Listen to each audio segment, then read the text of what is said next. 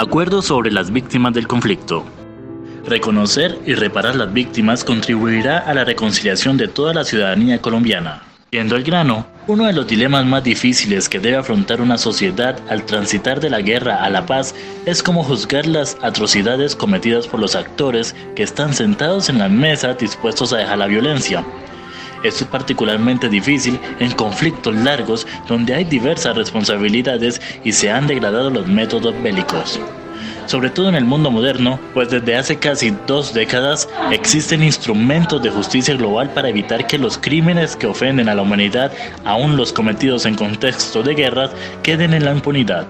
Sin embargo, la comunidad de naciones ha entendido que la paz es un ideal y que en aras de lograrla es posible construir instrumentos en justicia que permitan avanzar hacia ella.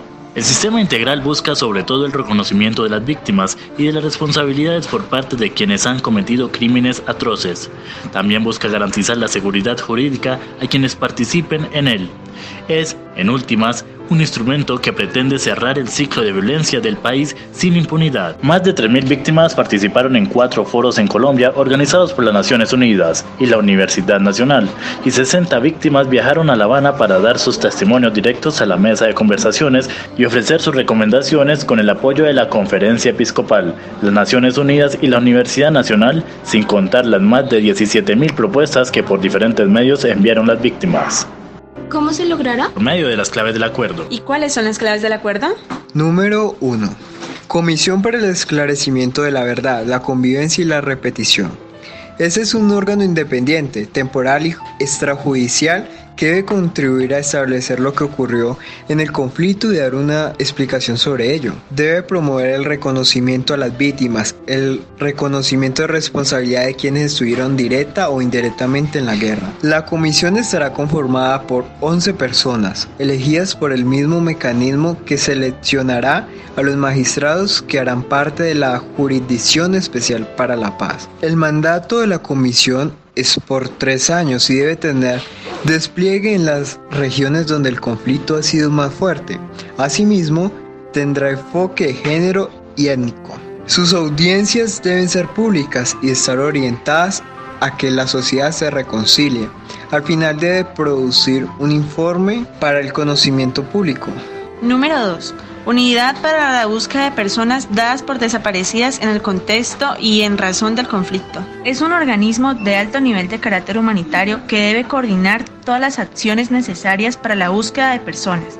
En caso de que esas personas hayan fallecido, la unidad debe localizar y hacer entrega digna de esos restos o de toda la información posible sobre qué ocurrió con ellas. La unidad no puede sustituir ni impedir las acciones judiciales que haya en estos casos. Número 3. Jurisdicción Especial para la Paz. Estará conformado por un tribunal de 24 magistrados colombianos y extranjeros, que juzgarán los delitos más representativos. Juzgará a miembros de grupos guerrilleros que suscriban un acuerdo final de paz con el gobierno. Una vez hayan dejado las armas, agentes del Estado que hayan cometido delitos en razón del conflicto armado, personas que sin formar parte de los grupos armados hayan participado como financiadores o tengan responsabilidad en crímenes graves y representativos. Además, quienes hayan cometido delitos de lesa humanidad o de guerra tendrán que conocer toda la verdad ante la Jurisdicción Especial de la Paz. Quienes lo hagan de manera exhaustiva tendrán una ruta que conduce a sanciones con restricción de la libertad de 5 a 8 años. Quienes no lo hagan tendrán una ruta que conduce a un proceso de investigación y acusación, que puede resultar en exoneración o condena con penas de hasta 20 años. Existirá una sala de amnistía e indultos para los guerrilleros y otra de definiciones jurídicas para los militares y civiles. Número 4. Reparación integral. El país ya tiene programas de reparación a las víctimas del conflicto. El acuerdo, desarrollo de estos con medidas de actos públicos de reconocimiento de las responsabilidades hasta acciones concretas como el desminado, la reconstrucción de pueblos y la entrega de cuerpos. La reparación colectiva se fortalecerá y se enlazará con los programas de desarrollo rural, de restitución y retorno de desplazados. Adicionalmente se fortalecerá la dimensión psicosocial. La FARC se comprometió a contribuir con la reparación material de las víctimas. Número 5. Garantías de no repetición. Todo el acuerdo de paz de La Habana está encaminado a garantizar que no haya repetición del conflicto armado y por eso se ocupa de problemas estructurales como las tierras, la política, el problema de drogas, la justicia y la reincorporación. En cada uno de ellos hay medidas encaminadas a generar condiciones para contribuir a una cultura de paz, de reconciliación, de respeto a los demás humanos y a la no violencia. Los desafíos. ¿Cómo priorizar? Resarcir el sufrimiento de las víctimas de 50 años de conflicto no es fácil. Por ello, todos los organismos del sistema integral de justicia tendrán que priorizar y adoptar caminos de selectividad cuyos criterios son difíciles de establecer. La Comisión de la Verdad tendrá que concentrarse en unos periodos y desechar otros. El tribunal tendrá que concentrarse en lo más grave y representativo, y en quienes tienen mayor responsabilidad. Entonces, ¿cuáles son los desafíos? Primero, la dialéctica entre derechos de las víctimas y reconciliación. En el mundo entero hay controversia respecto a qué tanta verdad y justicia se requiere para cerrar un conflicto. La creación de un clima de reconciliación es esencial para que los instrumentos de justicia transicional cumplan con su cometido. Segundo, la integridad de sus protagonistas. Gran parte de la credibilidad que tengan la Comisión de la Verdad y el Tribunal de Paz dependerá de las personas que lo compongan. Si bien el mecanismo diseñado para esta elección es suficientemente plural, deberán ser muy asertivos en su elección. Tercero, la pedagogía sobre la justicia transicional. Tendrá que ser permanente, ya que por su novedad no es de fácil asimilación para un país con heridas abiertas y que en la política y justicia se entremezclan constantemente de manera riesgosa. ¿Hay impunidad? La justicia transicional no puede ser vista como la justicia penal ordinaria. Está pensada para superar la guerra y satisfacer a las víctimas.